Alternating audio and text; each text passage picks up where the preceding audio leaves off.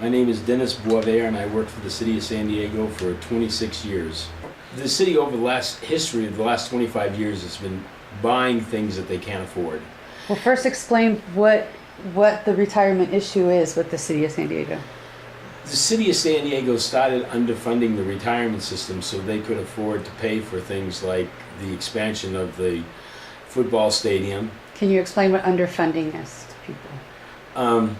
Underfunding is that first they said, look, if we could pay 10% less than what we're supposed to contribute to your retirement, then we'll be able to pay for the stadium expansion and other things that we'd like to do that we can't afford to do. So you're saying they used your retirement funds to pay for ballparks?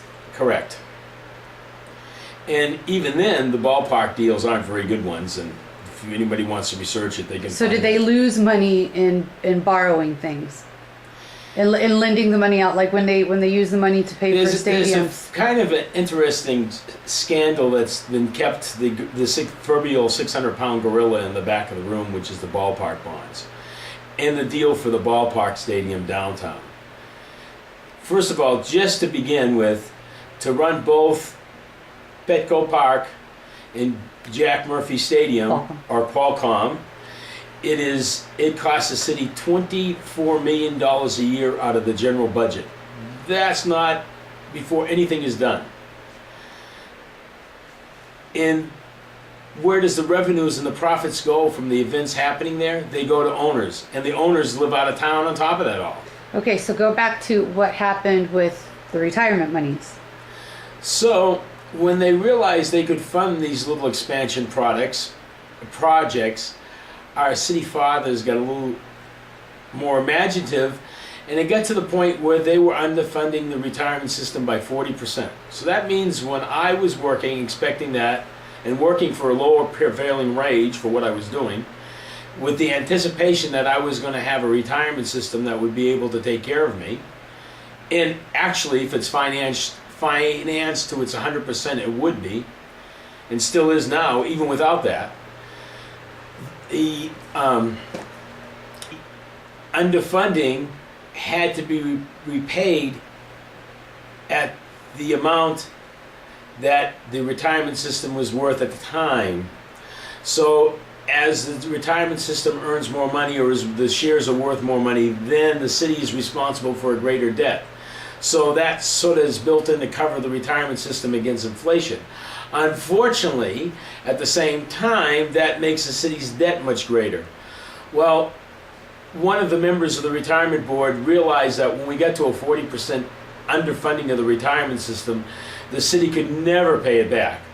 In which case, and then when the city went out, and this is where the ballpark bonds tie in, and went and borrowed money to build Petco Park, which was $200 million they were guaranteeing, they sent the bonds out without going an open market, not going to where they were supposed to be bidded so you could get a better interest rate.